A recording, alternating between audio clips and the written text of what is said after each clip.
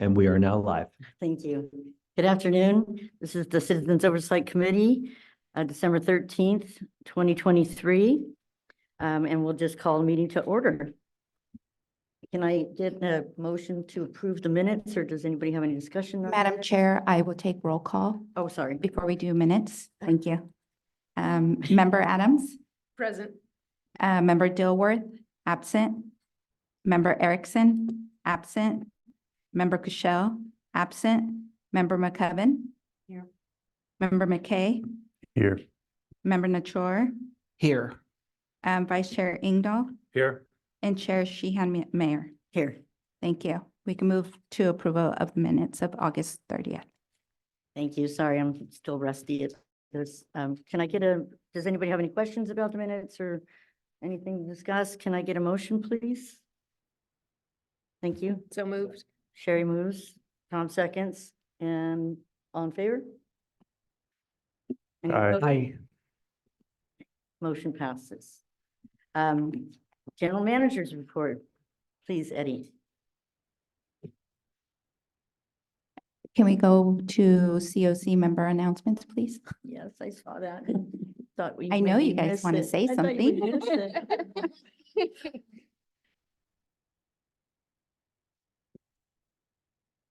Anybody have anything they want to announce? Rode the train lately? I'll just say I'm a regular rider. I'm on the early shift in the morning and the popular 4:30 and 5 p.m. shifts in the afternoon. And they're starting to get very crowded. There's a lot of people on the trains. The bike spots are getting full. And so it's good to see. Sometimes people are kind of jockeying for their favorite seat and spot. So it's good. Yeah. As for the Holiday Express train, trains 117, 118, the turnout for that event has been rather interesting. I rode the northbound, like a train from Novato up to Santa Rosa, and there were quite a lot of, toys that have been donated on board the train. And I'm very happy to see that holiday train has been decorated, appropriately for the season, and people could actually ride it and feel the Christmas spirit on board the train, unlike BART or Caltrain, wherein they may have a holiday train, but they do not have anything decorated on their train. So it's worth, continuing, this tradition. Thank you. In the GM report, I will show a video of that, and that train does run on holiday spirit. Yeah. Okay, sorry about that. General Manager, can I get your report, please? You bet. So good afternoon, Chair and COC members. I have just a few items today. I'll give you a quick update on ridership. I also wanted to take a moment and answer some of the questions that we received during our last meeting. There's some questions about our weekend ridership growth as well as the rider types. And I also wanted to just give you an update on upcoming board item. We talked to the board last month about kind of this concept on fare box versus ridership as we look at moving into our 2024 strategic plan. And so we'll be taking something back to them. Just want to share that with you. Then we have some news about the FRA Corridor ID program for our East-West alignment. I wanted to share some information about recent awards our employees have received. And then last but not least, we'll see a short clip of our Holiday Express video. Starting with ridership, once again, SMART had the highest ridership recovery ratio in the Bay Area for the eighth month in a row. Ridership was 24% higher than 2019. So doing very, very well in this area. Also, nationally, SMART has been performing extremely well. I pulled this report this morning, but in the month of October, SMART had the second highest ridership recovery rate of all commuter rails in the country. So doing well. Looking at monthly ridership, November ridership was 65,445. That was 27% of over November 22 and 1% higher than 2019. Average weekday ridership, November average weekday ridership was 2686. That was 24% higher than 2022. And December average weekday ridership has been higher at 2809, actually 45% higher than December of 22. And so we talked a couple of months ago about really wanting to make sure that we kind of filled in that trough like we had last year in the winter months. And so far, we're doing really well in this area. So trains have been packed. Yesterday, we had almost 3,000 riders. And last Tuesdays before last, we had almost 3,100 riders. So ridership's been really strong the past few weeks. Also, I just want the COC to know that I'm very pleased with our ridership progress. At the beginning of the fiscal year, we set a relatively ambitious goal of 717,000 riders. And really the way we came across that number was we just flat wanted to beat 2019 so we could quit talking about pre-pandemic. That's the honest truth, right? So in FY 2019, it was like 716, 947, something like that. We said, okay, let's just beat that. But we're currently tracking 15% over that goal. 15% over that goal, and we're 29% ahead of last year's ridership. So if we're able to continue this progress, we are on pace to have over 800,000 riders. You can see that projection number right now at 822,763 in FY24, which would be by far SMART's highest ridership year ever. Just a quick one on pathway counts. November pathway counts was 55,353, down slightly from the summer months, as you can see, but still 18% more than November of 22. So now we have more than 12 months of data. We can start comparing numbers this year versus last year. Now, I just wanted to get in and answer some of the questions that we received at our last meeting. Members asked for an update on weekend ridership growth. Again, as you can see in this slide, FY24 weekend ridership is at an all-time high with 1,371 riders on Saturdays and 1,165 riders on Sundays. Comparing that to FY 2019, you can see weekend boardings are consistently up 9% over where we were in 19. So weekend ridership is very, very, very strong for us. It came back quicker than weekday ridership, and it's continued to grow. So last Saturday, I think the big driver was probably the Petaluma Boat Parade, but we had over 1,700 riders on Saturday, so it was a really great day for us. There was also a question about rider types. So we pulled some data, and just based on fare-based data, SMART's ridership is 73% adults, 15% youth, 10% seniors, and 2% of the ridership is persons with disabilities.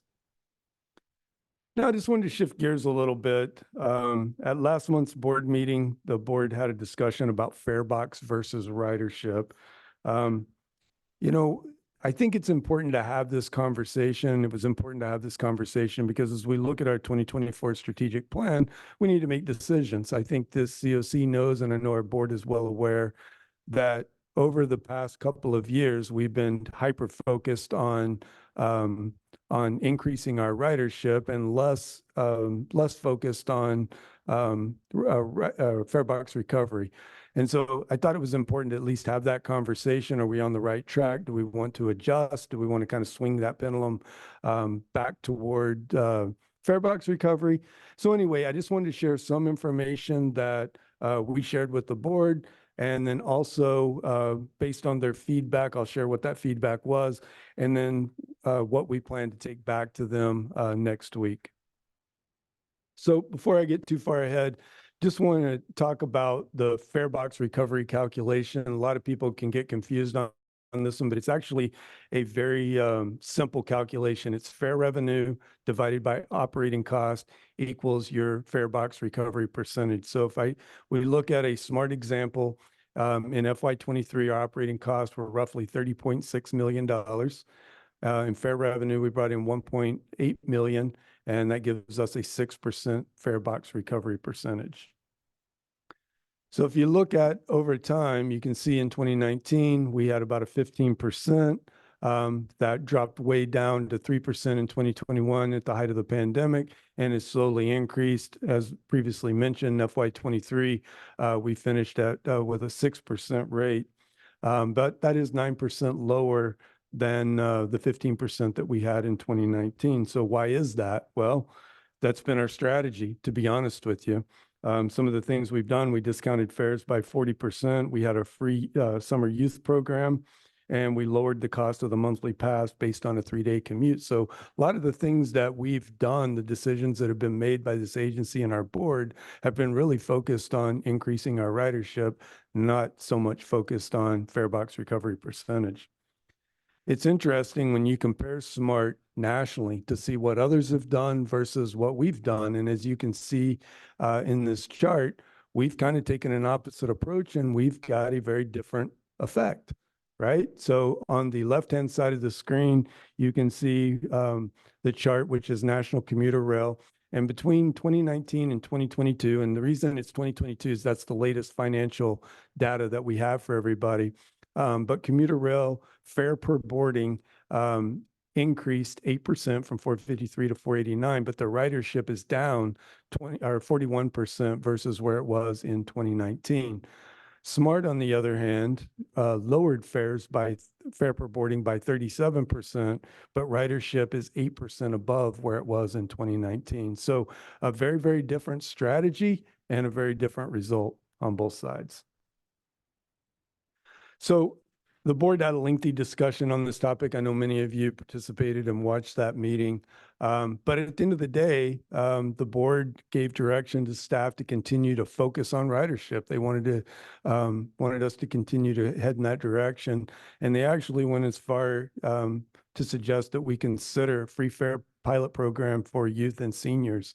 And so we will be taking a recommendation to the board in December and making the recommendation of a pilot program that would run from April 1st, 2024 through June 30th, 25. The annual, and that'd be free fare for both youth and seniors. We looked at the calculation on this. This comes at an annual cost of about $282,000 of fares that we are receiving today that we would not receive. And it would likely reduce the fare box recovery percentage from 6% to 5% in FY24. So as we've looked at this, it does appear that there is an opportunity to significantly increase our ridership. If you look at Sonoma and Marin County demographics, which is what this slide represents, you can see that 58% are adults, 19% are seniors, and 23% are youth. And so 42% of that population falls into the youth and senior category. And currently, as stated down on the bottom, only 25% of our current ridership is youth and seniors. So it appears that there would be a significant opportunity to increase our ridership on these demographics. The other thing that leads me to believe that this could significantly increase ridership is looking at the results of what happened with the free summer youth program. This is comparing 2019 to 2023, the summers, and ridership was up 152% in the 2023 versus 2019. So that is a significant increase. I don't necessarily think that we will see overall increase of 152%, across the board in these areas, but definitely that's a substantial increase that, could lead to good things for us.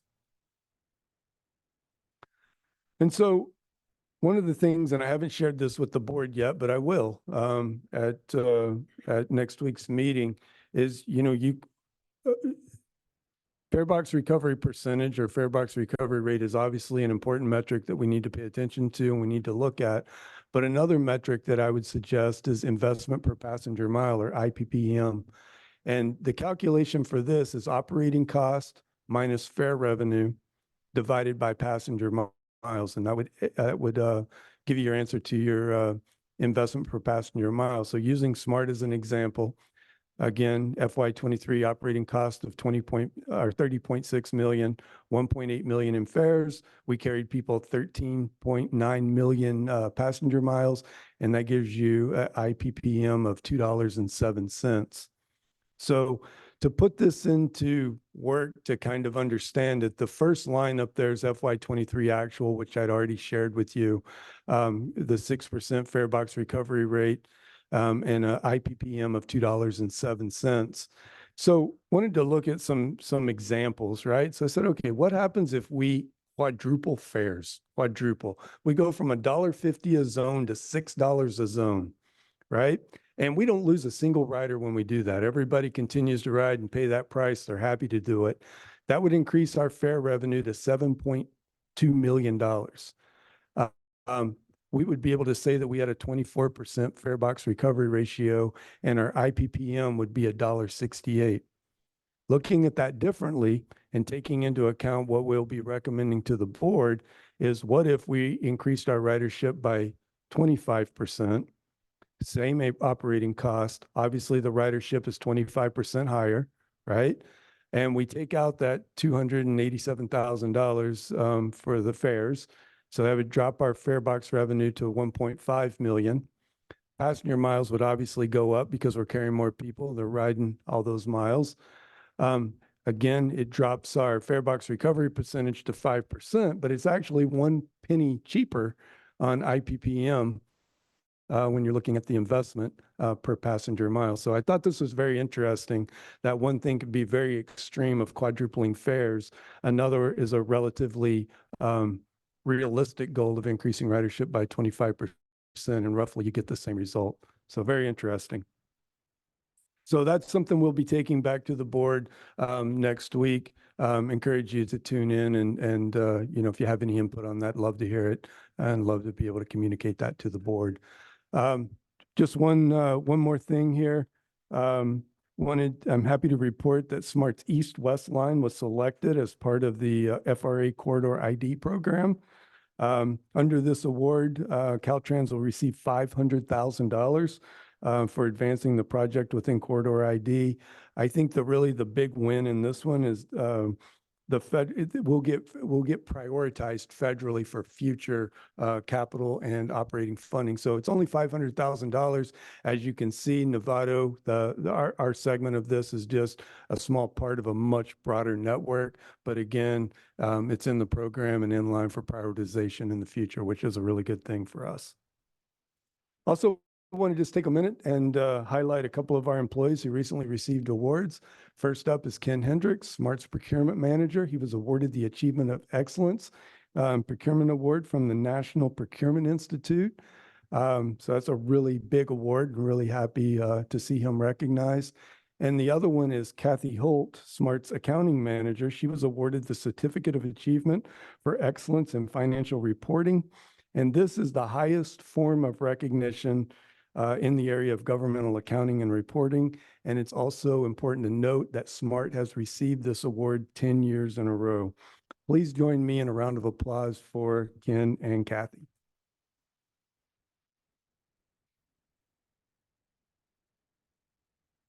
And finally, the highlight of the day.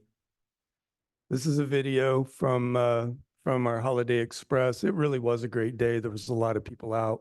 We collected over 600 Toys for Tots. But more importantly, it was just really great to see people out. Our Santa Claus was completely awesome, right? I mean, the kids loved him. He walked the train. I mean, it was just a great day. And I know our chair was out there. I saw Member Nachur out there. So anyway, it's just a really great day. So I'll show you this video.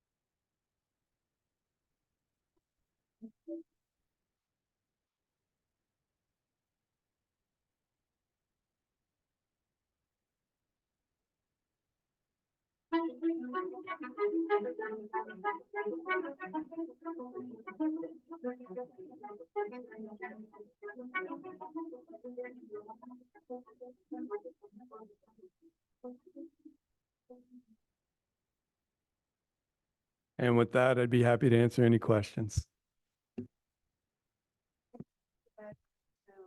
Can you use your mic, please, Sandy? Oh, sorry. You were talking about giving free rides to seniors. Would there be a means test with that, or would it just be flat out anybody that's over 65 would get a free fare. Yeah, we've kind of been thinking about that of how to capture the data, how to do the counts, how to capture the information so we know what kind of results we're getting. The challenge is when I go out and talk to seniors, I'm sure it is for some, but for most that I talk to and people that talk to me, it's not about the money. It's about the technology. They don't want to use the Clipper card. They don't want to use the app, and they sure don't want to tap on and off.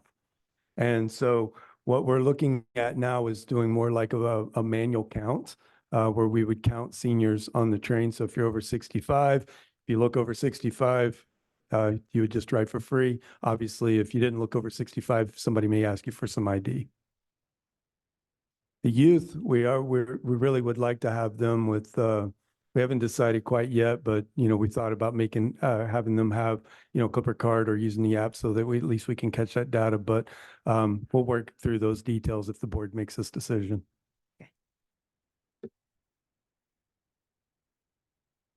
The video never gets old. And I wanted to know who that pretty blonde was serving hot chocolate.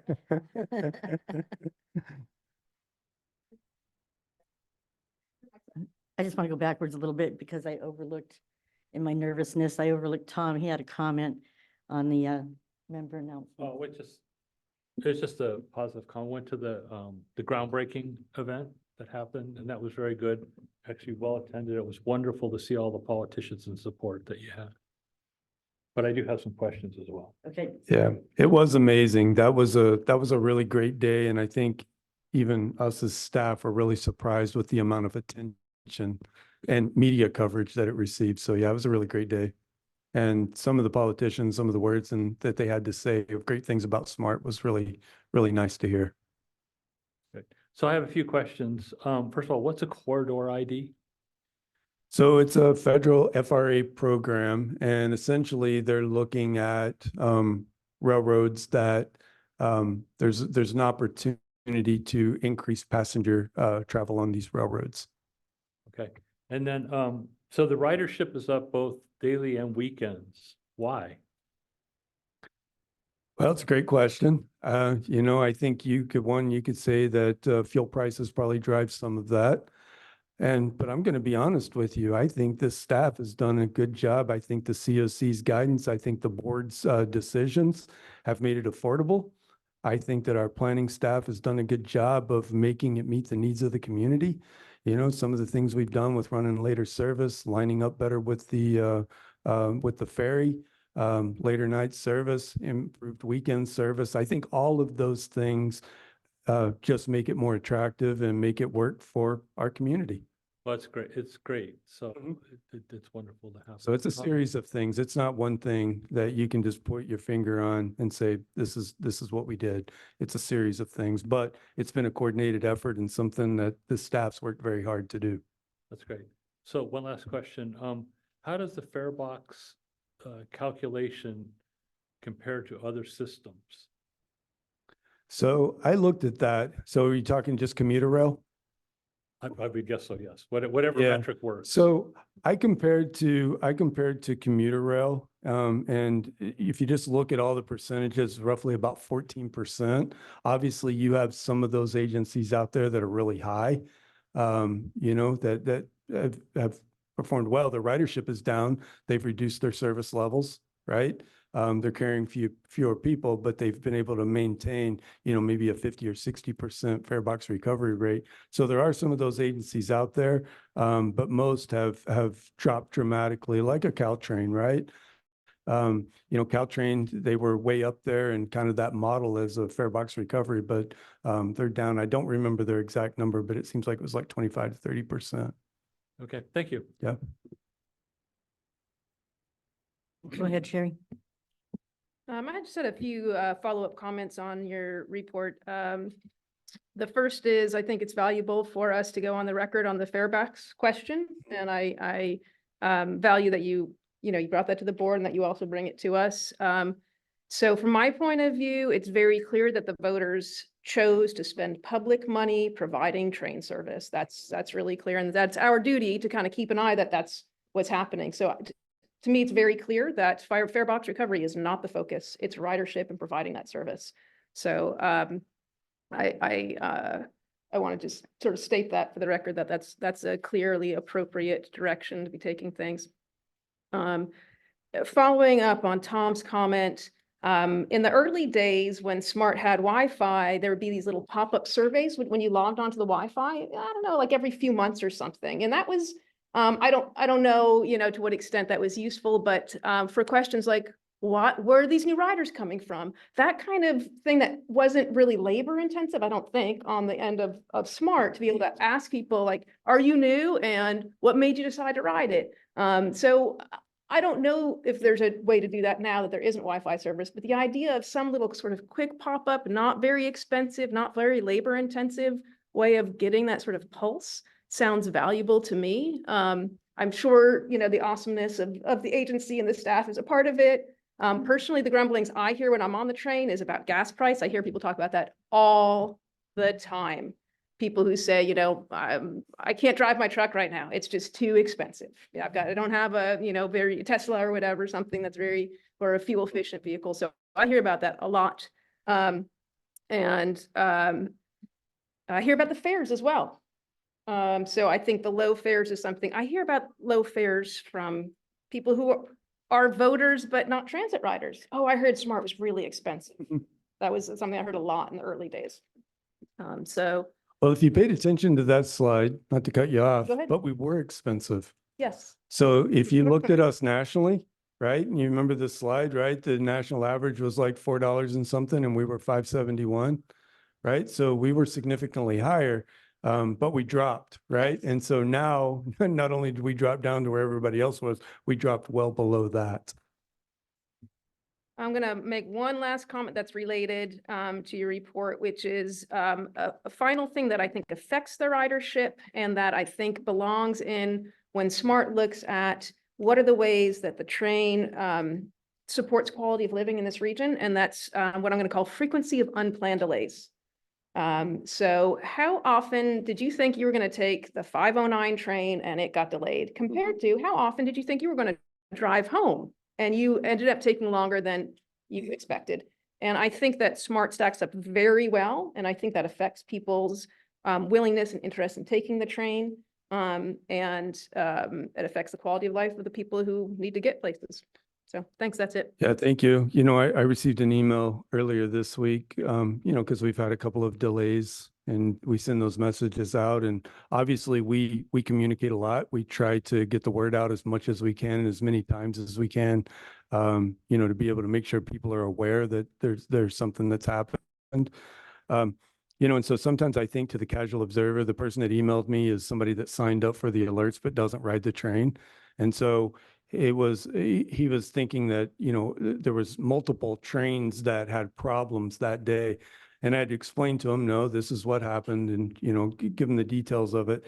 But then I also went on to tell him that the way we track this, and that was the question, how do you track it?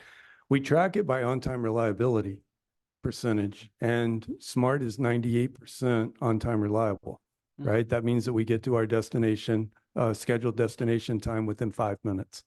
So things happen. We do everything we can to minimize those delays to the greatest extent possible. But they do happen from time to time. And when they do, it disrupts people's lives, right? So it's never a good thing. But most of the time, 98% of the time, we're getting to where we say we're going to be. Compare that to the alternatives to getting between the origin and destinations that Smart serves. Yep. Thank you. So I am looking at your fare box recovery of 6% in fiscal year 23. I would like then to ask you, I saw, we all saw the slides regarding quadrupling the fare versus increasing the ridership. Could there be a possible balancing act between we can increase the fares, a more gradual pace like Golden Gate Transit or BART does. BART wants to increase its fares by 5.5% in January to keep up with its, maintenance costs. Mm-hmm. Would there be a similar move by Smart so that not only it will, provide additional cushion for its maintenance and staffing costs, but also, stay in line with a fare box recovery ratio slightly higher, let's say about 7, 8, if not up to 10%, because 6%, if I were a, if, like I'm a transportation planner, when I look at this figure, it tells me something's not working right here because, it's very, very low. It's almost like, me running the VTA over in San Jose, wherein their fare box recovery ratio was at 11% many years ago. So this really makes me think, could Smart look into, gradual increasing the fare, or find a way to attract more riders without hurting the bank? So of course we could. That's not the direction I got from the board. That's why I was asking the question, right? Because there's different approaches you can take. But that's not what I heard from the board when they doubled down and said, let's look at giving free fare for seniors and youth, right? Because that's going a different direction. But the board could change over time. But I would also encourage you, to go and look, because, you can say, well, these people's fare box percentage was this several years ago, right? I would encourage you to look at what they are today, because Smart was at 15% in 2019. But that number's obviously dropped down to 6% in 2023. And so, yeah, fare box isn't what it used to be. But, I think ultimately, you want to get the highest amount you can in fare box recovery and have the highest ridership, right? So if you can pull both of those levers at the same time, you're doing even better. But right now, the direction that we're receiving from the board is to continue to focus on ridership. But doesn't mean they won't change in the future. Right. So, free rides for seniors and youth are great. But at the same time, the question then becomes, how much more are we going to, see in terms of fare box recovery? Because from what I understand, if you have a much lower fare box recovery, then you're going to need to recoup the extra cost by either asking for more subsidies or asking for more, taxation, to cover the bill. Yeah. So, if we wouldn't recommend this if it wasn't in our financial plan, right? So I guess what I'm telling you is that we have the finances to be able to do this, with currently what we receive with our Measure Q sales tax and other state monies and federal monies that we receive to operate. Sounds good. Thank you. Yep. Any other questions, comments? Okay, thank you very much, General Manager. Thank you for our committee for your comments. And now we go to the public comment on non-agenda items.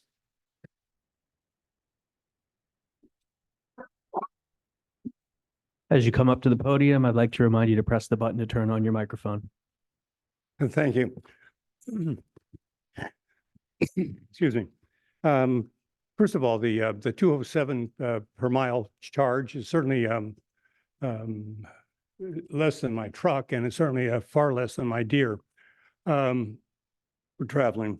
I would mention that as a senior, learning how the system works, I recently took a trip to Seattle vacation, rode Smart up to the airport. The nice connect to the airport was fantastic. No problem in Seattle from the airport. Got on the link. I had to get a new card at the Seattle link system. No problem. Checked on, checked off. Used it a couple times while I was up there. In fact, went up to the university and was able to ride Amtrak down and then once again catch Smart to here. So everything works beautifully. And I don't know that, I think the seniors be able to find out after once or twice. First card I got, I forgot to punch off in Ireland, and they're probably thinking I'm still riding the train over there. I would mention that I'm really pleased with the starting the station, the opening of the station, all the people that showed up. I found interesting was the fact that there were members of the community that are just north of there that were standing on the other side of the tracks watching the event. And just these are the customers, the people who live there and will have an ability to come and just walk and get on our trains. I hope we are able to build a community equally interested on the other side of Corona there on the north side. And with a little pressure, we'll get the city to put in a lot of riders, homes for people who will ride the train and will vote for the train. And in addition to that, what do I have to say? Seniors, I wouldn't mind if they told me that I could only use it during non-commute hours for free transportation. And I brought a present for our leader. Thank you, and thank you. Could you hang on one second, Dwayne? I know who you are, but could you, for the record, state your name? It's Dwayne, Santa Dwayne. Thank you. That's very nice of you. Any other public comment? At this time, we have one hand raised for public comment in Zoom. Okay, let's take it. Good afternoon, folks, Madam Chair, General Manager, and staff.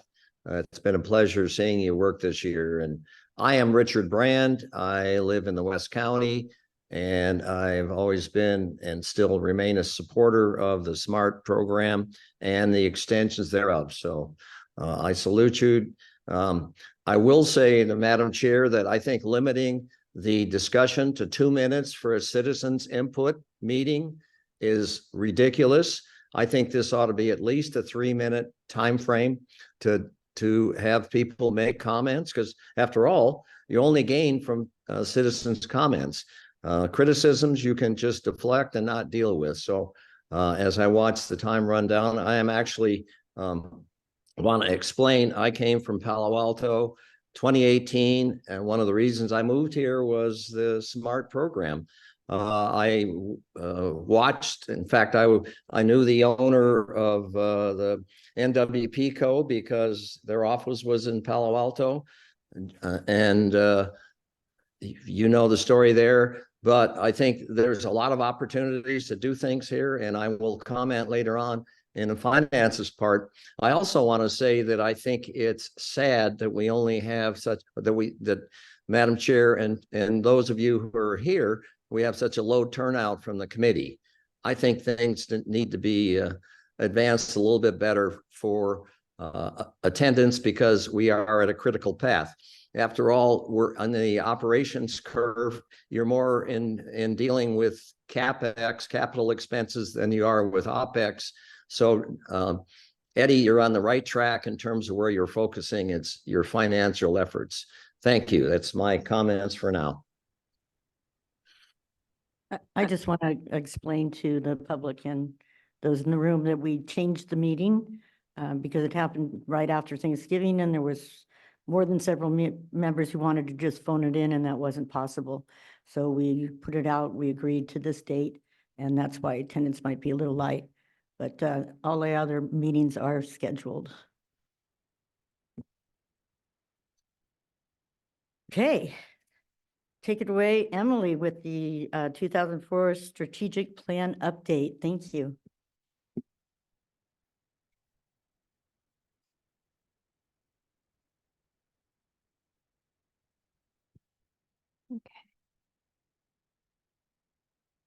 Good afternoon, COC. I'm Emily Betts, Principal Planner. Let's see what's happening.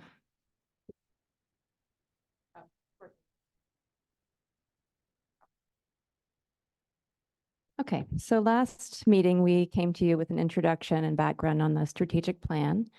As a reminder, the strategic plan helps define the strategic organization direction for the organization. It establishes the goals, objectives, and the actions in line with our vision and our mission, and it promotes collaboration, collective responsibility, and accountability.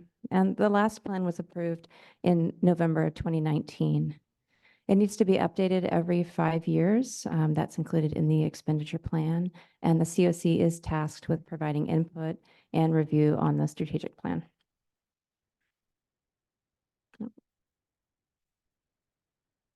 You got it? Okay, thanks. Oh. Okay. So I know you've all seen this before. This is our SMART house, our vision, our mission, and then those 4 black boxes are the strategic objective areas: ridership, pathways, extensions, and freight. And these emerged out of our 2022 listening sessions. And the first thing that we're going to do, next slide, please, is to look at those objective areas and just make sure those are the right objective areas for SMART to structure the strategic plan and focus on. And then from there, we will define more specific goals based on those objective areas, strategies to carry out those goals, and then specific actions. From there, building on that, we will draft the actual plan and then bring it back for approval as the final plan. Next slide. Now, this is a proposed timeline for the plan, and we set it up to go for the entire calendar year of 2024. So it gives us plenty of time for a really robust public outreach process. The first meeting would be in January, an online community workshop, similar to the listening sessions that we held before. And that would be a chance to do an updated SWOT analysis, strengths, weaknesses, opportunities, threats, and also to review those strategic objective areas that I just mentioned. From there, in February and March, presuming we have the same objective areas, we would have a community workshop on Zoom for each of those areas: ridership, pathways, extensions, and freight.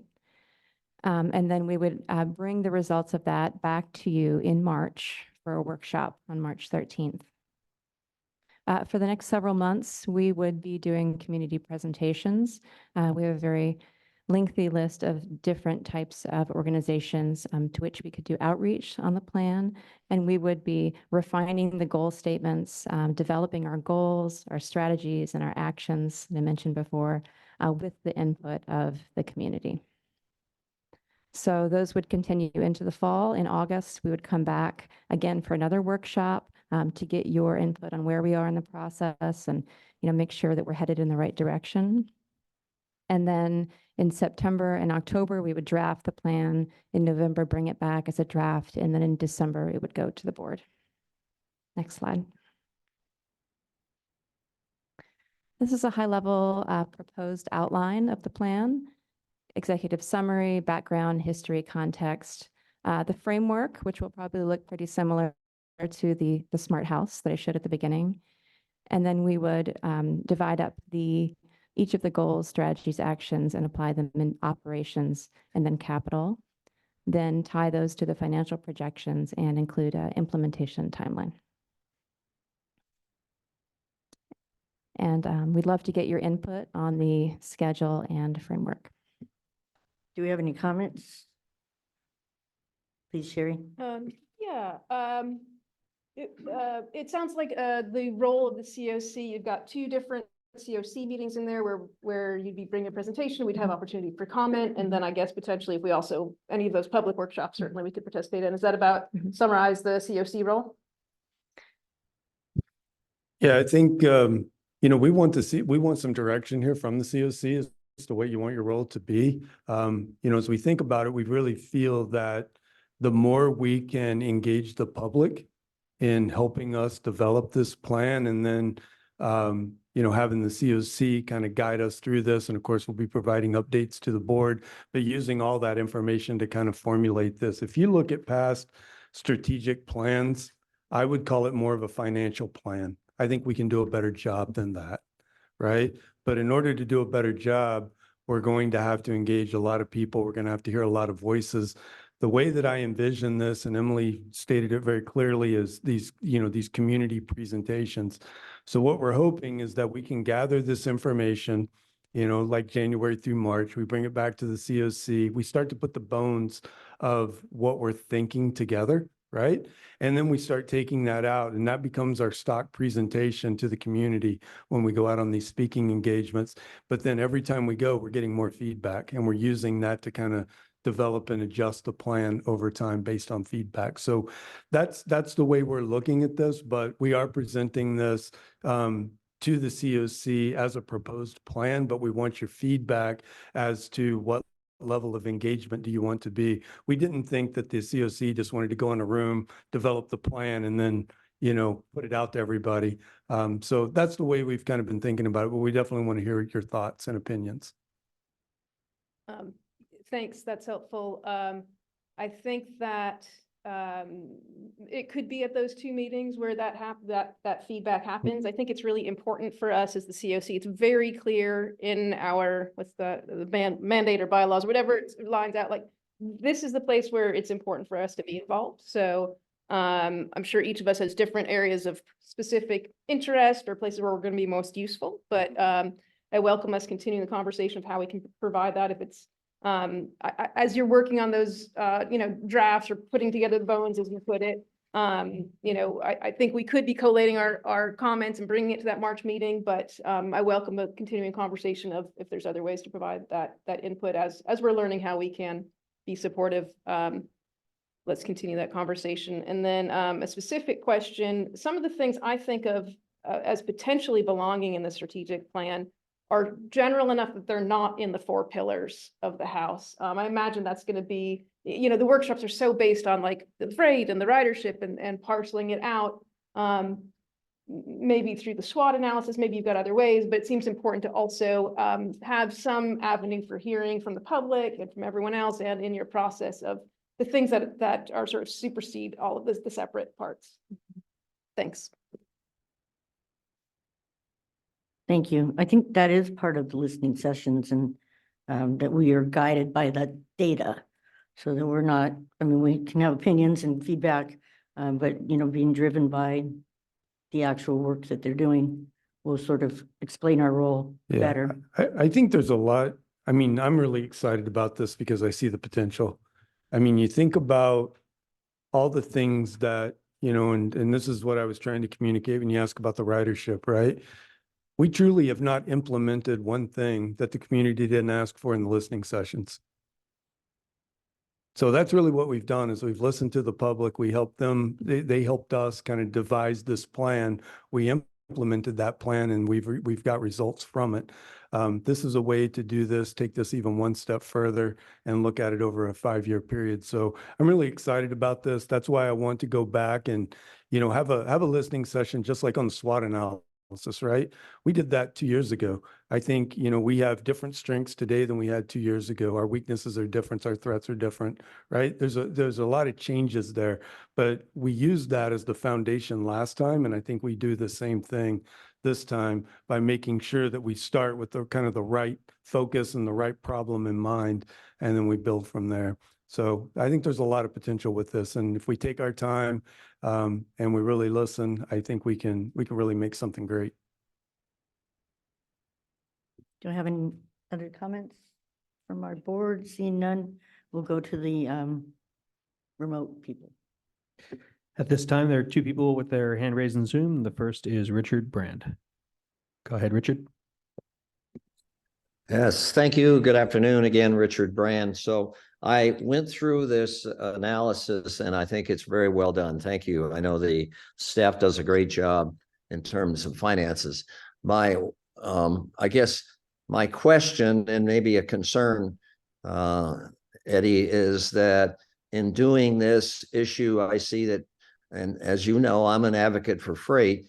The freight community meetings are in March. Now, generally, the community doesn't understand the freight business. It's got some issues that, and I'm not even sure others do too, but there's some issues that need to be involved. And I want to ask you, the design for the Windsor extension is on, priority.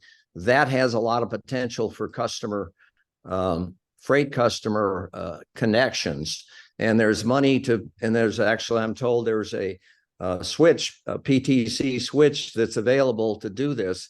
I also am looking at a plan to bring a spur over to Alexander Valley Cellars. It has a smart name on it. So there's a lot of things that may or may not be in the Windsor extension plan that was done by a previous administration. So I want to make sure that having input in March and then putting this together does not miss the train, so to speak, in terms of getting into the planning, because I think you've got to look at the freight revenue. There's some real opportunities in freight and also in the vote for the sales tax, because we need to tell the citizens of Marin County that by hauling stuff on trains out of Sonoma County, and later, Sonoma County, and then east takes a lot of trucks off of 101 that go through Marin presently. So I think this is an important issue. I just want to make sure that we don't miss the timeline here on the Windsor extension design. Thank you. Thank you, Richard. Next. Next up for public comment, Matthew Harzel. Thank you. This is Matt Hartzell with WTB TAM. Thank you, Emily, for this presentation. We look forward to seeing the 2024 strategic plan process unfold and look forward to the opportunities for the public to contribute to the process. I do have one question, which is the community presentations that we saw on the timeline. Are those going to be held in the actual communities along the smart corridor, such as Larkspur, San Rafael, Petaluma, the individual cities and communities? If so, that sounds like a great idea. So I hope that the answer is yes. Thank you. Bye. So if I may, Madam Chair. course. Yeah, so thank you, Matthew, for that. So the idea is, and I think it was clear, we would do kind of our listening sessions online, but when we go to the communities, what we were talking about is putting it out there and making sure everybody knows we're available, whether it's somebody from the bicycle community, it's chambers, it's cities, it's, clubs, whatever it is, we would make ourselves available to be able to go to them and make these presentations. As it stands today, we get invited to a lot of different things. Generally, right now, I'm going out and I'm sharing, hey, this is what we're doing with ridership. This is how things are going. These are the things we're focused on. This is what's coming in the future. That's kind of our stock presentation. What would happen is in the coming months, we would adjust that to where we would be talking about the 2024 strategic plan would be the focal point. And so it's just an opportunity. I understand, and I think some of my staff understands that when we go to places, a lot of times they have a very focused thing that they want to see SMART do, right? So we're going to be able to go there, provide these presentations, and then get that direct feedback, probably on one particular strategic objective, more so than all of them at one time. Does that make sense? Okay. Sounds good to me. Thank you. No further discussion. Those I hands think you are got still- one more. We have one more for public comment. Please. All right, next up for public comment is Mike Peckner. Go ahead, Mike. I certainly agree with Richard Brand, what he has said, and I'd like to make 3 or 4 points. I've known John Carouche since 1993. I think he's the best man for the freight operation. I also think he needs to have a budget to expand freight and to bring more customers along the legacy NWP right of way.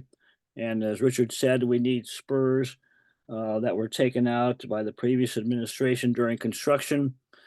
Things have changed since then. Governor Newsom has Senate Bill 350, which has been enacted to roll back greenhouse gases back to 1990. Sonoma and Marin County could go a long way by expanding freight and taking trucks off of 101.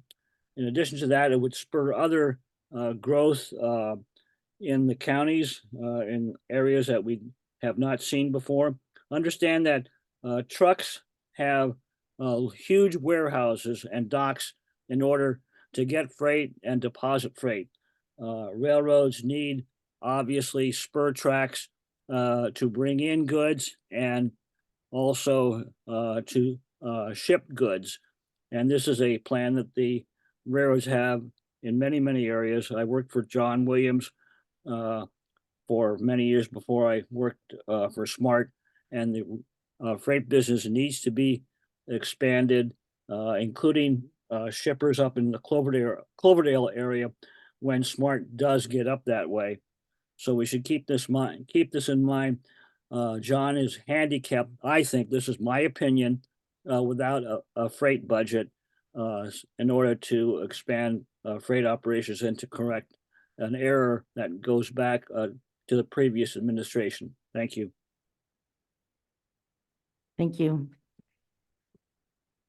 Any So more hands?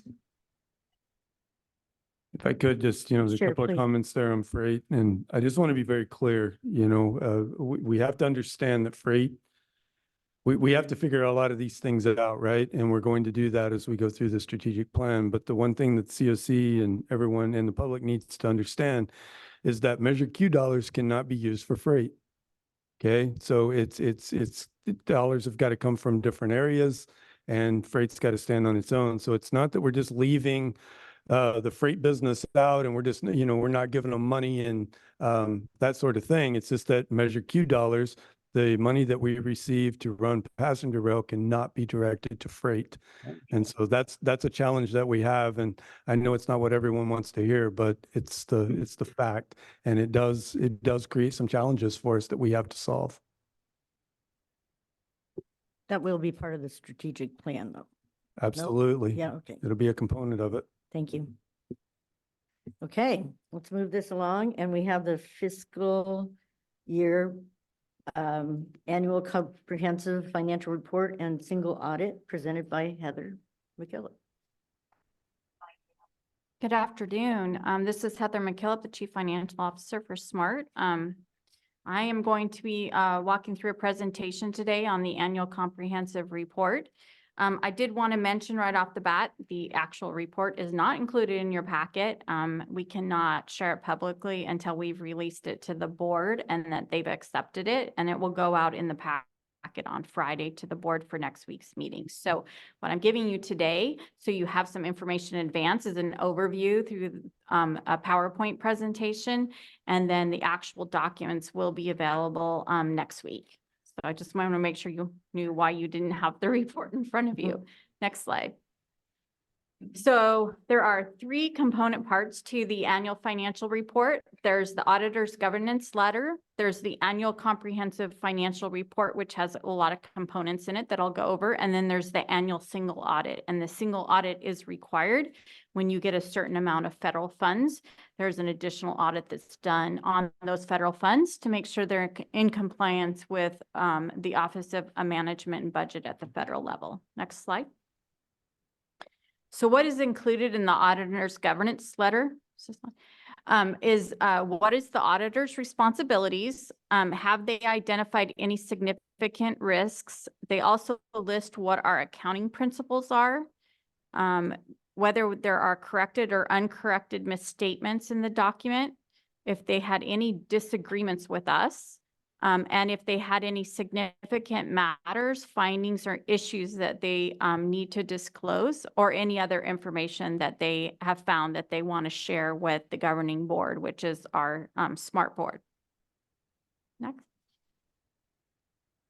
So I want to identify that we did have two what they consider uncorrected misstatements.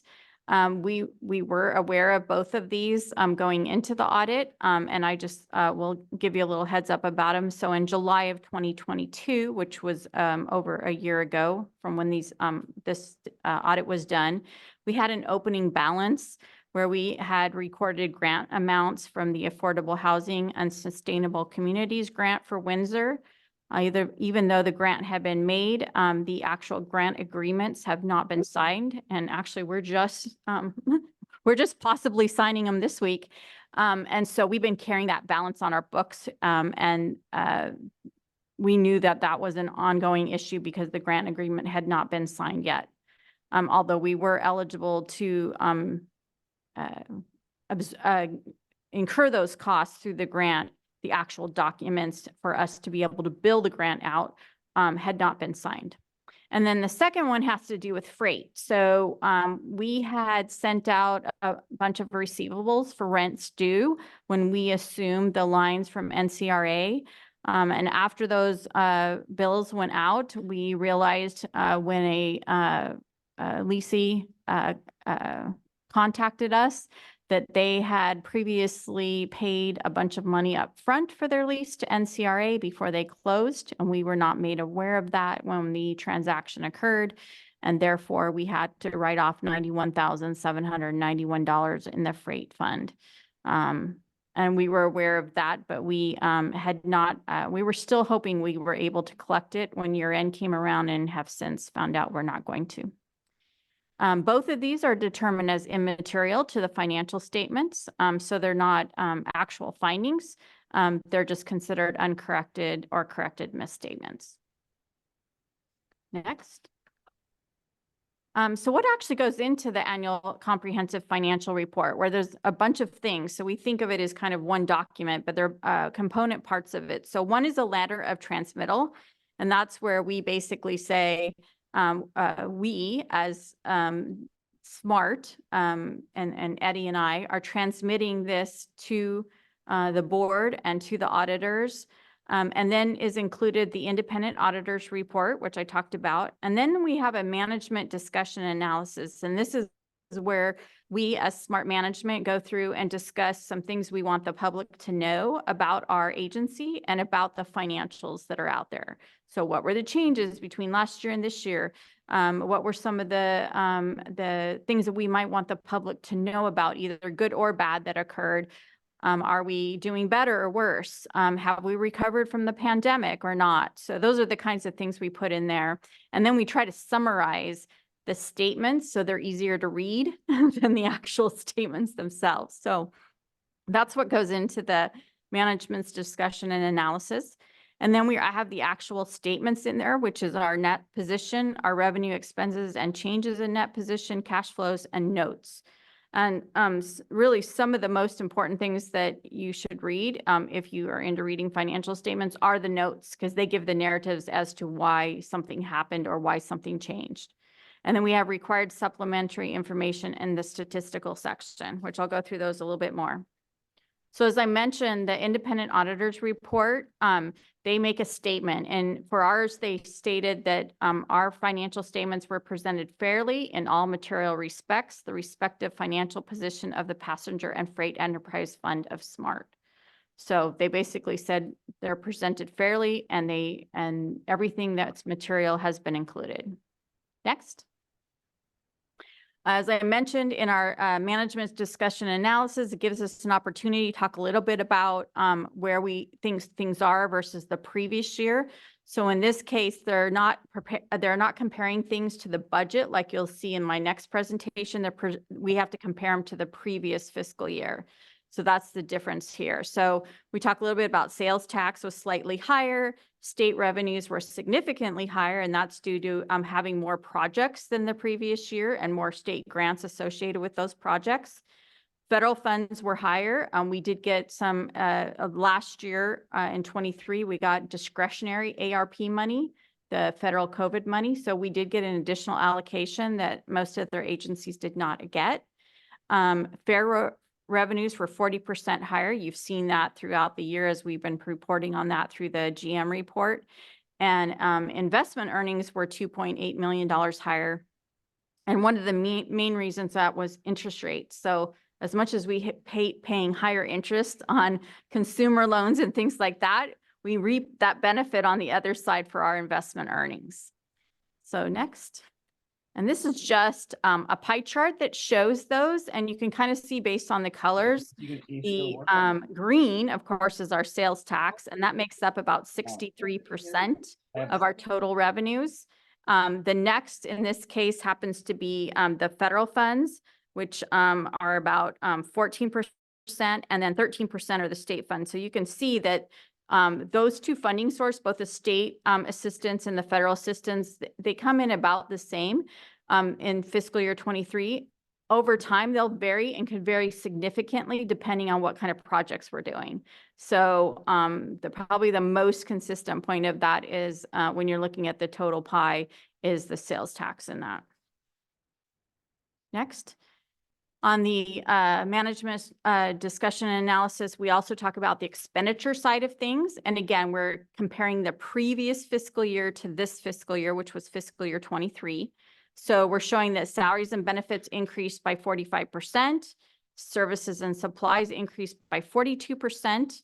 And those are due mainly to the fact that we went into full operations again in fiscal year 23, and in fact, expanded our service. So we spent considerably more than the previous fiscal year. Now, when we get to the budget versus actual, you'll see that we didn't spend as much as our budget.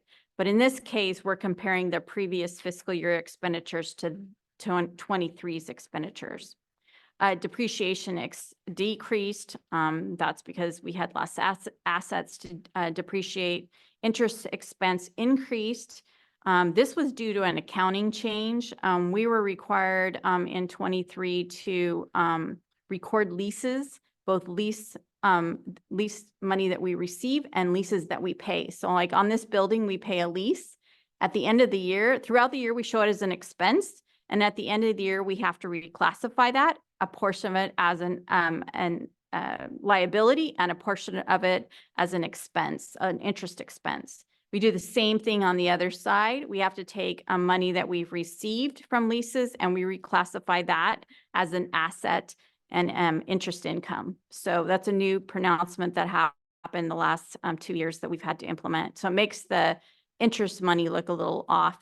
And then our miscellaneous expenses decreased by 73%. And that's a high percentage, but the dollar amount was really low. We're talking somewhere between, it was $100,000 and now it's $25,000, right? So we're not, even though the percentage is high, the actual dollar amounts are quite low in that category.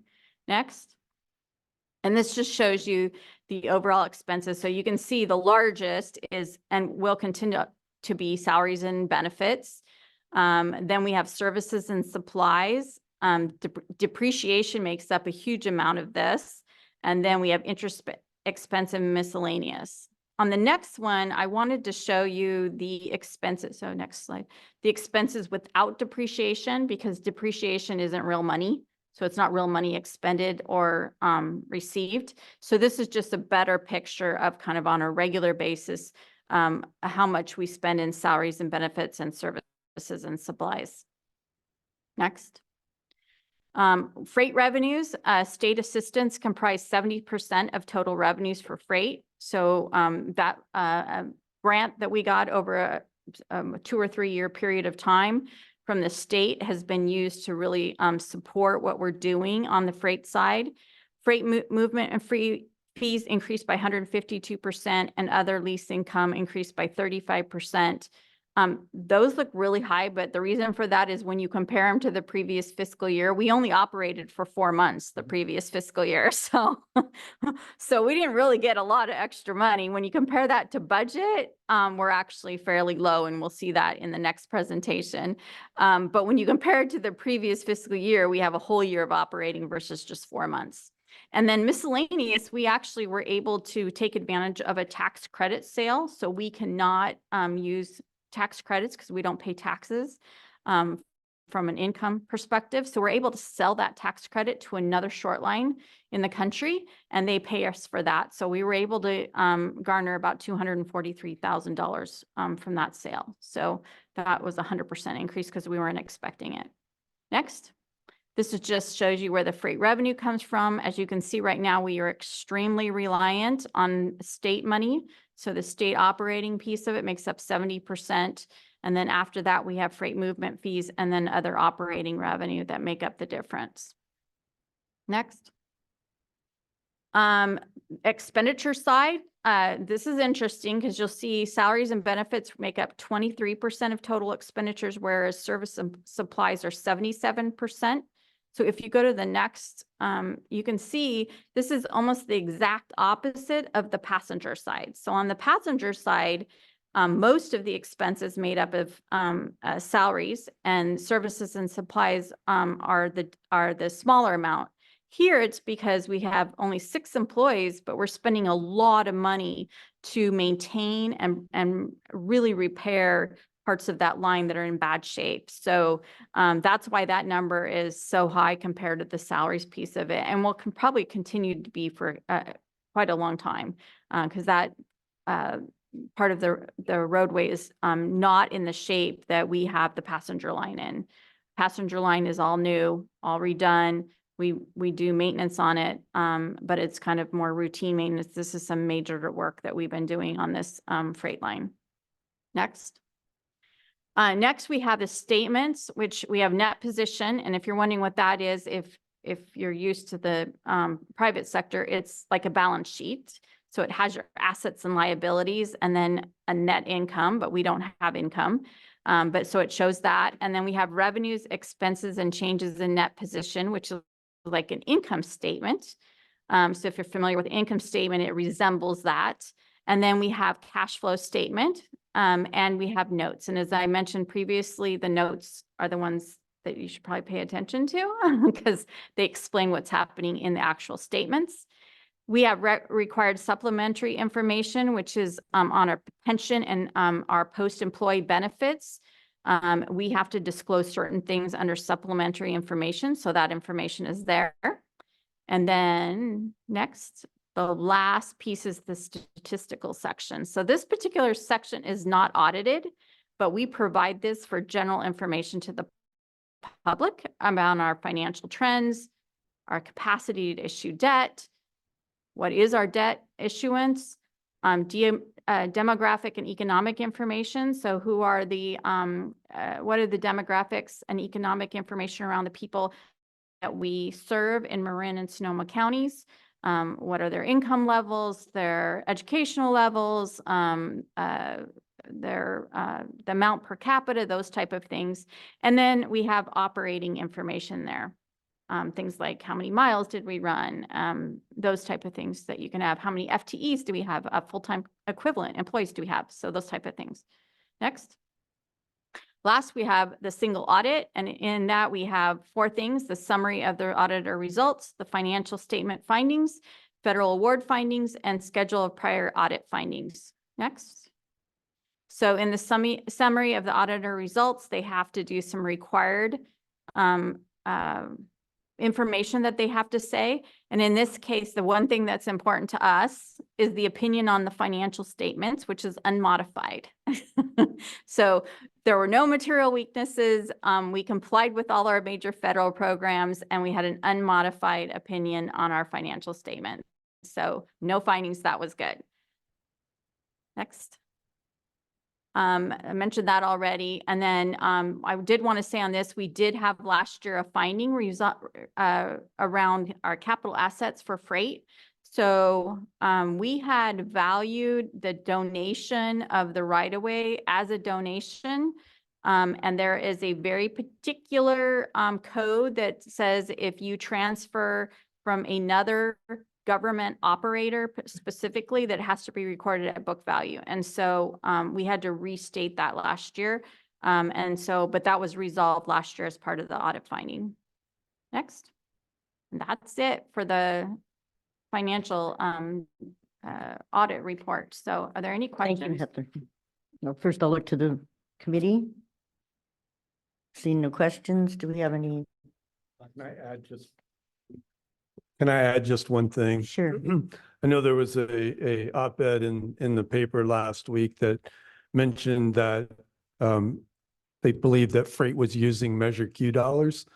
I had a conversation with that individual, and I just want to make sure, I think that based on my previous comment, I think the COC is well aware, but I just want to make it crystal clear that there are no Measure Q dollars in the freight budget. Right? That came from a state grant, and those are the dollars that we've been using to repair and operate that rail line, along with the freight revenues that we receive. So I just want to make sure that was crystal clear to the COC. So I have a number of questions. So in the amount of money from the NCRA that you had to write off, that was accrued on their portion up front, and why would that have not, the accrual amount of that, gone over to SMART when they acquired the freight? So the transaction between NCRA and SMART was very interesting. No money changed hands between NCRA and SMART. Money did change hands between SMART and NWPCO. So the way it was structured, NCRA was supposed to turn over all of their holdings, I should say, on the northern section of the line. And in doing so, we were supposed to be able to collect on those leases. So when the next year came around and we went to send out them, we found out that in several circumstances that NCRA had made deals with the landowners. If they prepaid, they got a discount. And they were looking for cash right before they closed. And so they made deals with multiple landowners that we were not aware of to get the landowners to pay up front so that they would get a discount, even though they knew the transactions were being handed over to Smart. So this occurred in several circumstances, but unfortunately, we thought we had identified those once we started hearing back from the landowners. In this case, we were not aware of this being one of those till long after the fact. Is that fraud? I can't comment on that. That was just an arrangement they made with their landowners at the time that they still No, but I own. mean, in representation to Smart, when you acquired it, did they indicate that 91,000 was there? I don't know that I would say they indicated it was there or not there. It was implied that effective when the leases were to be invoiced next time, that would be Smart's income. Okay, so on the sales tax that that was 1.2% higher than 22, what was that due to? Why was it so much higher? So sales tax has been going up for us. It was due to the fact that more people were buying goods. That was probably the last year that we'll see sales tax for a while going up at 1.2%, or I think it was $500,000 or $600,000 more than we projected. We're expecting sales tax to be flat in fiscal year 24. And a part of that is because we're seeing more people as we've come out of the pandemic, they're buying more services that are not taxed, right? So there's been that shift during the pandemic. They purchased lots of goods that were taxable. And so we saw our sales tax go up exponentially for several years. And now we're to a point where people are shifting back to services. And so we're going to start seeing our sales tax leveling out and flattening, and until potentially another recession comes along and we take a little bit of a dive or something. So. Okay, so salaries and benefits increased by 45 going on. What did the actual employee component of like increases account for? How much of that? So for between fiscal year 22 and 23, the pay increases, are you talking about pay increases, correct? Pay and benefits. Yeah. So on the pay side, the increases varied between 3% cost of living and a 5% step increase. So it's between 3 and 5%, depending on, and it varies throughout, depending on what situation you were on. Whether you're in a bargaining unit, whether you're not, whether you're eligible for a step or whether you're not. So I think the average was probably about 3.7 to 4%. The bigger issue has been recently our medical benefits. Right. We saw those flatten for a considerable amount of time, like 3 years during the pandemic. And just this last 2 years, 2 Januaries, last year and this coming January, we've seen those numbers go up exponentially. So that was probably the largest increase on our benefits side was the medical. Yeah, you're not alone in that, right? Everybody is facing that same issue. So competitively, how are the salaries for Smart nationwide? Well, it's interesting. You should ask because we just did a class and comp study on that. And we found that we are within 1% of the median, right? 0.9. 0.9 The median being what geography? of our Bay Area. Okay, so it is the Bay Area with the higher cost of living. Yeah, I don't think we did any of them outside of the Bay Area because we would have to adjust then for cost of living type increases. And so we had used and identified through our consultant other agencies. Now they're not all exactly comparable because some of them are bus only and some are commuter rail only and some are a combination. But we did have a grouping that we came up with that we did the analysis on. But you're not in trouble with, like in Nevada, the police department and the teachers are underpaid compared to other communities. And that's not the situation. Yeah, no, I feel like we're competitive right now, and that's something that's important to us to make sure that we're able to recruit and retain our employees. We have to pay attention to that. Yeah, employee retention is Yeah. just incredibly important. Yeah. Okay, one last question on the freight movement fee. What is freight movement? So when I we hate got. to be stupid about. No, no, that's a good question because there are two different components. So one we call freight storage fees, and that's actually when we bring in the freight and somebody pays us to store the cars there on our tracks. It could be for a day, it could be for a week, could be for a year, whatever it might be. Freight movement is actually the fees that get charged for us to move the cars in, say to our where we drop off grain in Petaluma, and then move them back out again. So that's what fees are charged for that. And those fees actually flow through the Union Pacific. That's who they make the agreement with. And then we receive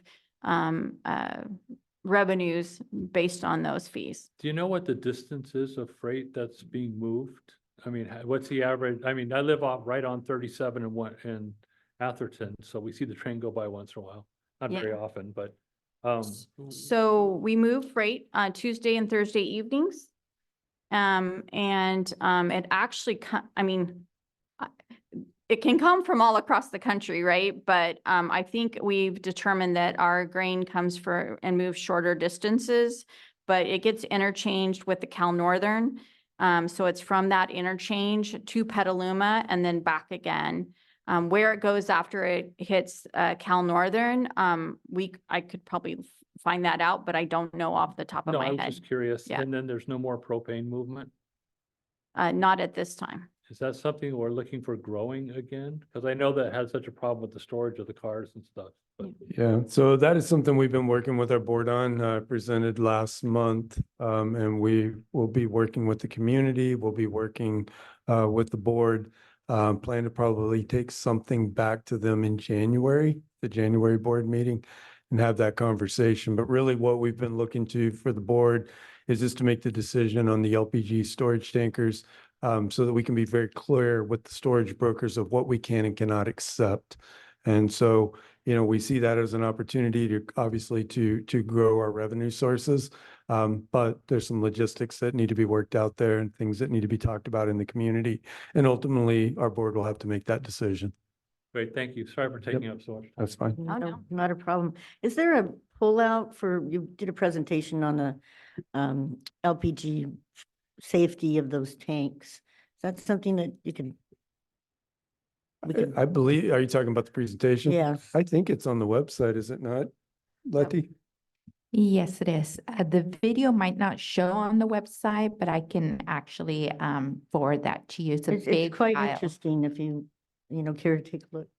Yeah, so that presentation would be posted on our website under what would that be, the November board meeting? Yeah, the November 15th board meeting, and I think it was item number 13. And I can actually share. send you guys the number on Granicus where it starts to play, so you can actually see it live. That's awesome. That'd be great. That was a really good presentation. I see any more committee hands? We have 2 public comments, is that correct? Yes, that's correct. Would you like me to move to public Yes, comment please. now? First up for public comment is Steve Brittleball. Go ahead, Steve. Thank you, Steve Bertlbaugh with the Transportation and Land Use Coalition. I'm interested in which tracks we consider to be freight tracks and which tracks we consider to be passenger tracks. My sense is that we need to move passenger trains very, very seldom over the Highway 37 corridor, and that freight moves there and additionally on the passenger tracks. How do we handle the costs of operating those 2 elements? Do you want me to answer that? Absolutely. So, Yeah. so I can tell you from an accounting standpoint and also, how we determine cost. So anything, on State Highway 37 to Novato is considered freight only right now. So any revenues that are generated as far as leases, those type of things go to freight and the budget there. And any expenses, related to any improvements there come out of the freight budget. Between Novato and Petaluma, where the freight enters the main line, the main passenger line, those costs are prorated. So at 1.125% goes to freight, and then the rest is absorbed by passenger. And we do those allocations on both a monthly and an annual basis, depending on what we're allocating. And then from Petaluma all the way up to Healdsburg is considered passenger right now. And from Healdsburg to basically the Mendocino County line is considered freight. So any revenue generated between Healdsburg, and there's a specific milepost in Healdsburg, which I cannot remember off the top of my head, but between that milepost and the Mendocino line, any revenue that comes in from there is attributed to the freight budget. Thank you. Next, Next for public comment is Richard Brand. Go ahead, Richard. Yes, hello again, Richard Brand, West Sonoma County. So the question on this leases issue, NCRA, I saw that when I reviewed the report. By the way, Heather, this is an excellent report. Thank you. You do a great job here reporting this. But NCRA, as we all know, was taken over by Great Redwood Trail Authority or agency. I forget what they are. Can't we collect from them? Because I would think that the leases are a continuing payment issue, and NCRA was transferred over to the Great Redwood Trail Group. Is that something we've looked into?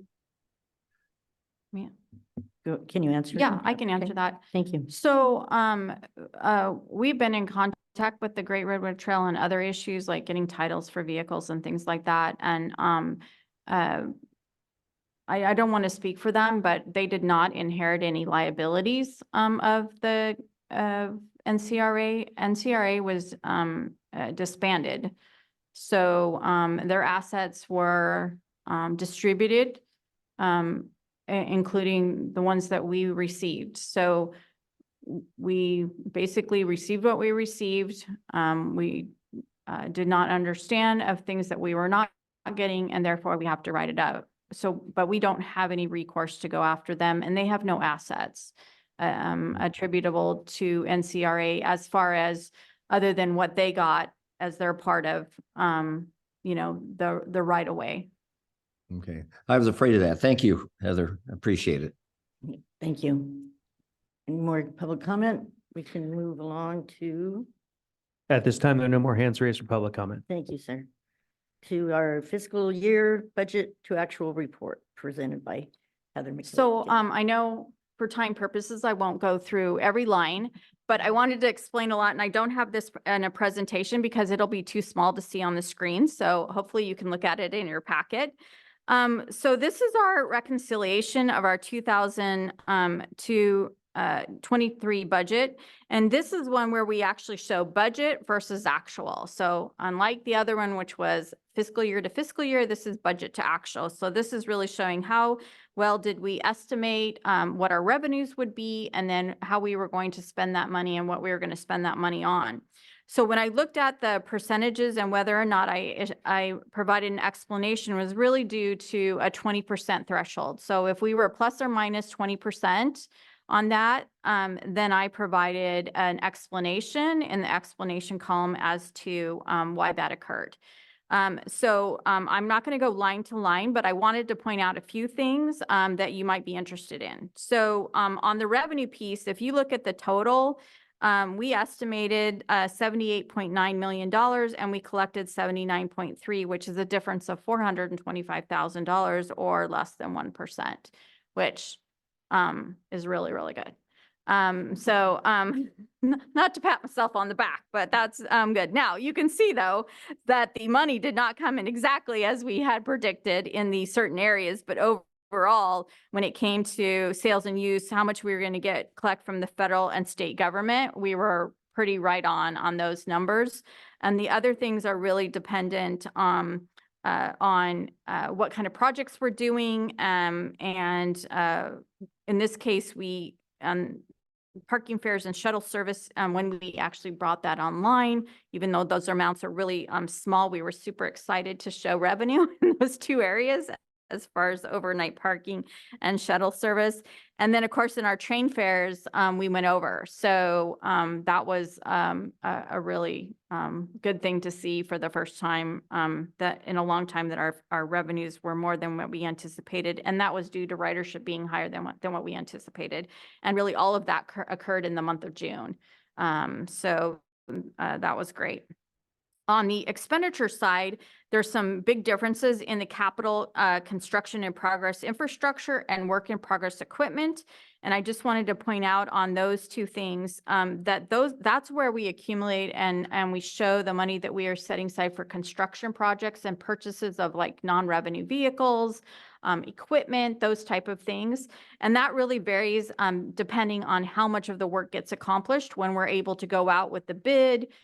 Are there issues with getting materials? And that's one of the things that happened and continues to happen, but was more prevalent in fiscal year 23, was really just getting things in. So we have the money budgeted so we could place the orders, we could do the purchasing because we need to have the money there, but those things didn't end up coming in. In fact, a lot of the things we ordered we're still waiting for them to come in. So that's why some of those lines have more money unexpended than what we were hoping for. So that's the capital side. Debt service, we pretty much know what the debt service is. The only difference in debt service is how much we actually accrue for the few months in the previous fiscal year before we have to make payment. So it's always going to be off slightly by about $30,000 to $40,000, but that's just a timing issue from an accounting perspective. In this case, we talked a little bit about salaries and benefits going up 45% from the previous fiscal year, but you can see under salaries and benefits from a budget perspective, we were actually overspent by $1.6 million, and our salaries actually were within 1%, but our benefits we were over because in January there was a large increase in medical. And we just miscalculated what that impact would be on our budget. And so we went over by $1.6 million there. The next area is contracted services. These are things where we think we're going to need or hire consulting type services. There were several areas like the financial advisor. I had put quite a bit of money in there in case we needed to have an on-call financial advisor. We did not end up using any of that money, but we want to continue to have that available each year in case we need to. We spent less in IT services. We have money spent on bus bridges, or money set aside for bus bridges in case we need them and call them out. Luckily, in 23, we didn't need those very often, so we had money available there. And we implemented the shuttle service, but I had budgeted for a full year and we didn't end up implementing it till June. So we had money left over from that. So those are the type of things that make that up. Then on page 2, I wanted to talk a little bit about maintenance of signals. We spent significantly less there. In this case, expenditures are dependent really on the need and how much signal equipment we need to buy or how many repairs that need to be made. So that was less than anticipated. On the maintenance of revenue vehicles, the next one down, it's 74% difference. One of the big items in here is DMU, I'll say that correct. So the vehicle spare parts. And we did not spend much of that budget in fiscal year 23. And then in a couple of cases, we reduced the scope of a couple of projects and moved those to fiscal year 24. So those expenditures will be showing up in the current fiscal year instead of last fiscal year.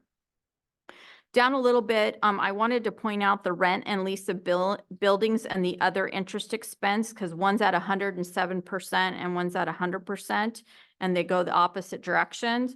These two are the ones that are linked, and this is due to that accounting provision. We call it GASB, Government Accounting Standards Board, that says that you have to account for leases a certain way. And so what happened is we did expend all of that money on rent of this building. However, we had to take a portion of that out almost all of it, and reclassify it as interest expense and as a long-term liability. So it really makes the books look weird after the fact when you compare it to actual budget. But we did expend all of that money. And then I wanted to talk a little bit about freight, which is on the third page of the packet. We actually covered some of this already, but under freight movement revenue, these are again, the fees that we charge to be able to actually move the freight. This came in less than what we anticipated. Remember, our first full year of operations, we had gone on estimates that we had received from the previous operator, and the dollars came in a little less than that.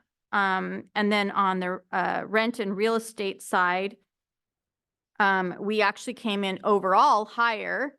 And this was because similar, I think we didn't have a list of all the rental properties. So our real estate group had to go through and identify all the potential leases, et cetera. And once we did that, we actually were able to go out and bill people that we weren't aware of initially. And then the lease interest revenue, again, this is coming from the lease revenue we received, not what we're paying. That got reclassified as part of that piece of it. I did want to point out maintenance of railway and came in around 27%. That was because there were two things we actually did not do and we may not have to do in the future, or it will be a little farther out. One is the air brake fix and the other is the PTC on the rented locomotive. We did get a grant, a federal CRISI grant to buy new locomotives for freight. We just have to find the matching dollars. So we're in the process of applying for grants for that. When we get those new ones, they'll have the PTC equipment or they will get installed on that. Then we also carried forward $500,000 almost from a project that wasn't completed, the Brazos Branch Bridge repair project that will be completed this year. And then a little bit about the cost allocation. It's the last item on there.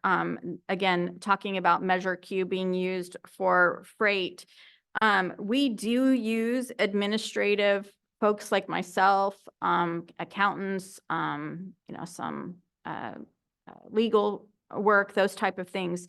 And in order to have, instead of freight having all their own people, that would cost us a fortune to do that and not be efficient, we allocate some of the cost from our admin budget to them.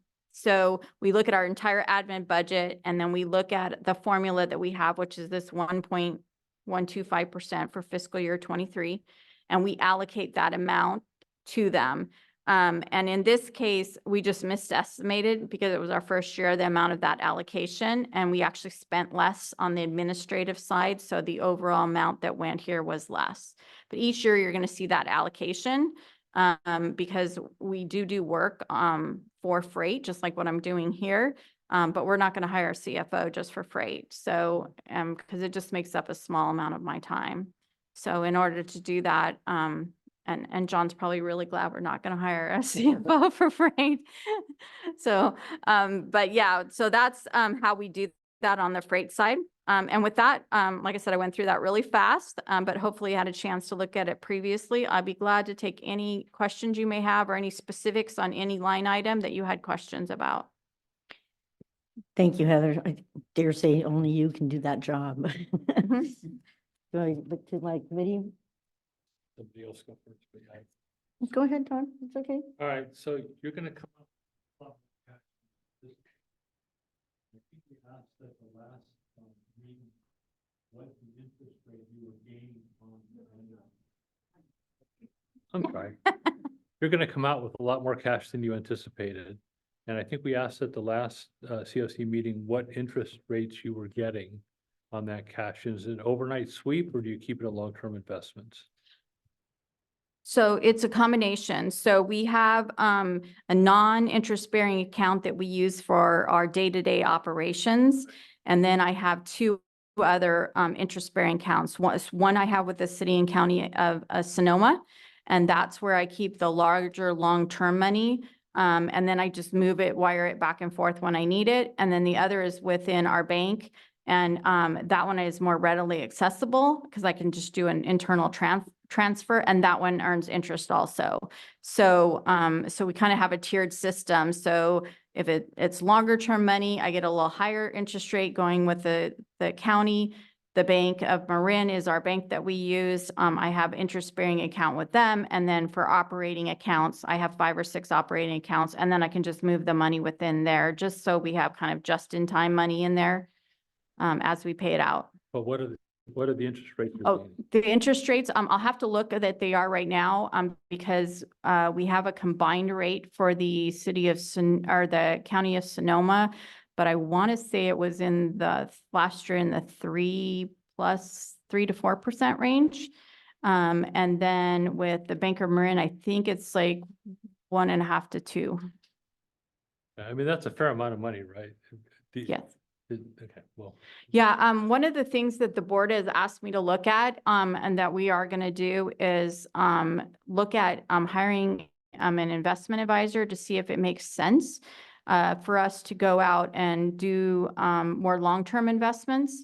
So, you may know that, we're kind of restricted in what we can, invest in. The state really focuses on security of your investment versus any type of interest rates.